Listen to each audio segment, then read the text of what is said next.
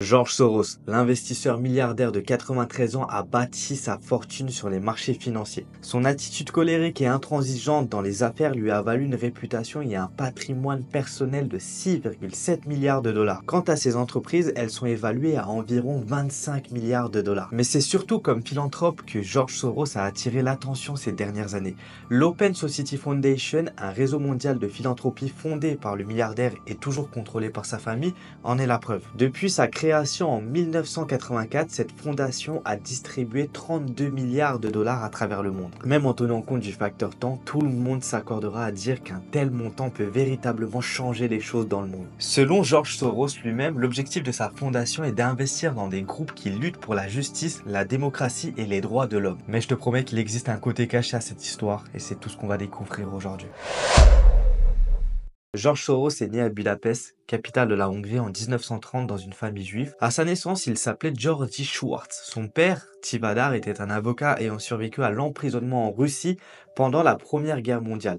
Et après le conflit, il est retourné en Hongrie et a épousé celle qui allait devenir la mère de Soros. À l'approche de la Seconde Guerre mondiale, avec l'augmentation de l'antisémitisme en Europe, Tivadar a changé les noms de la famille pour les rendre juifs. La mère de Soros, Elisabeth, et lui-même sont devenus George et le nom de famille Schwartz a été transformé en Soros. Grâce à cette stratégie, la famille a réussi à survivre presque indemne aux horreurs de l'Holocauste et de la Seconde Guerre mondiale en Hongrie. Ensuite, en 1947, après la guerre, la Hongrie est occupée une nouvelle fois, cette fois par l'Union soviétique. George Soros, âgé de 17 ans, décida alors de partir vivre à Londres. Il y étudie à la London School of Economics où il obtient une licence puis un master en philosophie.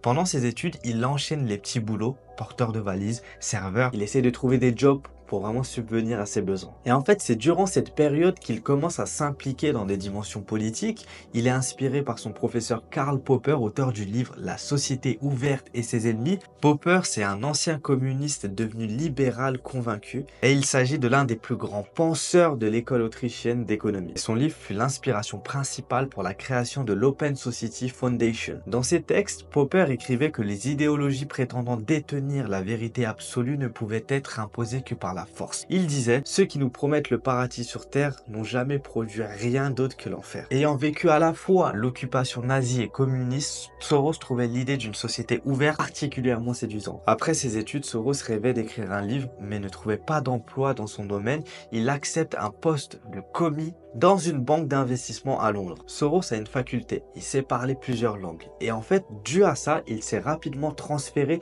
au département des négociations d'actifs et quelques années plus tard, à 26 ans, il décide de tenter sa chance à Wall Street.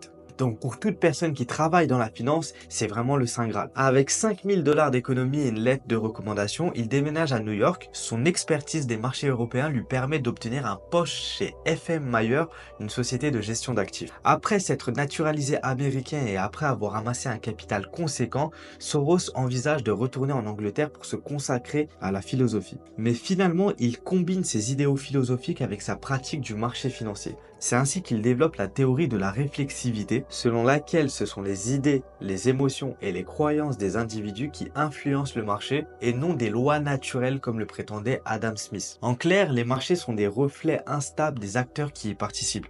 Et tout ça, ça génère des cycles, soit vertueux, soit vicieux. Et tous ces cycles-là, George Soros a appris à les exploiter. En 1966, Soros crée son premier fonds d'investissement avec 100 000 $ provenant de la société dont il est vice-président. Le projet, c'est véritablement un succès et ce fonds existe toujours sous le nom de Quantum Group of Funds. Avec des bureaux à Londres, New York, Curaçao et les îles Caïmans, le groupe continue d'être influencé par Soros lui-même. Suite au succès de Quantum, il fonde sa propre société de gestion, Soros Fund Management. Il accroît sa fortune en profitant des crises des années 1970, choc pétrolier, crise des otages américains en Iran, démission de Nixon, mais c'est en 1992 qu'il réalise le coup de sa vie. Il parie contre le livre sterling. Le 16 septembre 1992, Soros mise 10 milliards de $ contre la livre sterling, convaincu qu'elle est surévaluée. La livre s'effondre, sort du système de change européen et Soros gagne 1 milliard de $ en une seule journée. Cette journée, elle était incroyable pour lui, mais aujourd'hui, ce jour est connu comme le mercredi noir en Angleterre. La Banque d'Angleterre et d'autres banques européennes achètent massivement des livres pour en soutenir la valeur, mais sans succès. Le lendemain, les journaux le le surnomme l'homme qui a fait sauter la Banque d'Angleterre. Bien qu'il aime cette notoriété, Soros dira plus tard que ce surnom est injuste car il n'était pas le seul à avoir misé contre cette monnaie. La même stratégie est utilisée encore et encore et Quantum devient l'un des fonds les plus rentables du monde avec 20% de rendement moyen par an. En 1997, il refait un coup similaire, cette fois en Asie, pariant contre les monnaies locales. Tu l'as compris, la crise asiatique s'ensuit. Le gouvernement de la Malaisie accuse Soros d'avoir provoqué l'effondrement économique régional. Et avec tous ses profits, parce que ça fait un paquet d'argent, Soros investit dans diverses entreprises et actifs publics. Il participe à la privatisation du Vale do Rio Doce au Brésil. Désolé pour mon accent brésilien, j'en suis pas brésilien. Et devient l'un des actionnaires de Manchester United. Parti de 12 millions de dollars, ce qui est quand même beaucoup, il amasse 40 milliards de dollars de gains jusqu'en 2011, année où il transforme ses fonds en structure de gestion exclusive pour sa famille. En fait, son parcours philanthropique commence en 1979 lorsqu'il finance des bourses d'études pour les étudiants noirs en Afrique du Sud. En 1984, il fonde l'Open Society Foundation qui deviendra l'un des plus grands fonds privés de philanthropie au monde et selon son site officiel, George Soros a déjà donné 32 milliards de dollars. Ces fonds financent des ONG, partis politiques, médias, associations professionnelles et tout ça dans plus de 100 pays. Et ce qu'il faut comprendre à tout ça, c'est qu'il y a aussi une dimension politique. Soros tente aussi d'influencer les élections américaines. En 2000, il soutient Al Gore contre Bush. En 2004, il dépense 27 millions de dollars pour éviter la réélection de Bush. En 2008 et 2012, il soutient Barack Obama. En 2016, il verse 22 millions de dollars à Hillary Clinton et d'autres candidats contre Trump. En 2020, pour Biden, il dépense 70 millions de dollars. Je sais pas si vous vous rendez compte le nombre de hops qu'il est en train de se faire. Ensuite, en 2021, pour les élections législatives, il finance le Parti démocrate à hauteur de 140 millions de dollars et 60 millions supplémentaires vont à des ONG progressistes. À l'international, il faut comprendre que Soros finance aussi les universités. Il y a 50 millions par an dans l'enseignement. De 2014 à 2018, il y a 184 millions de dollars pour 171 universités dans 51 pays. En Russie post-soviétique, il donne 100 millions de dollars pour connecter les universités à Internet. En Amérique latine, ses investissements dépassent déjà les 300 millions de dollars. Genre là, tu te dis, mais le gars, en fait, c'est comme une banque. Il a tellement d'argent qu'il peut en donner à tout va aux personnes qui l'apprécient réellement. Et selon sa fondation, face à de profondes crises économiques et sociales, plusieurs pays d'Amérique centrale et du Sud subissent une montée de dirigeants autoritaires. L'Open Society travaille avec des partenaires locaux pour aider les démocraties à surmonter ces défis. Mais la démocratie semble être devenue un concept totalement flou. Pour comprendre les réels intérêts de l'Open Society, il faut examiner ses valeurs et ses alliés. Ce qu'il faut comprendre, c'est que la fondation soutient la légalisation des drogues. En Colombie, elle finance l'usage commercial de la feuille de coca au profit des petits producteurs. Hein, vous voyez venir, vous êtes contents, hein, légalisation de la drogue.